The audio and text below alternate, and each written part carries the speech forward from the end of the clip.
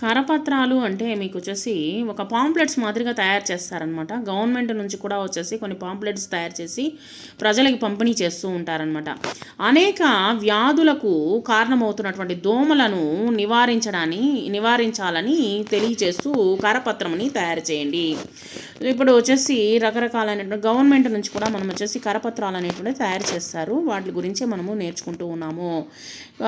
తర్వాత వచ్చేసి దోమలపై దండయాత్ర.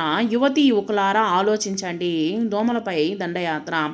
ఇక్కడ వచ్చేసి ఆరోగ్యవంతమైనటువంటి శరీరంలో ఆరోగ్యవంతమైనటువంటి ఆలోచనలు వస్తాయి. కానీ దోమలను నివారిద్దాము. దోమలు ఎక్కువగా ఉన్నాయి. ఆరోగ్యవంతమైనటువంటి సమాజాన్ని నిర్మిద్దాము. మురుగునీరు దోమలకు నిలయము. మురుగునీరు వచ్చేసి నిల్వ ఉండకుండా చూద్దాము. నీటిలో కుళ్ళినటువంటి ఆకులు చెత్తా చెదారం వలన దోమలు వృద్ధి అవుతూ ఉన్నాయి. రోగాలు వ్యాపిస్తూ ఉన్నాయి. కాలువలను ఎవరు శుభ్రపరచడమే లేదనమాట.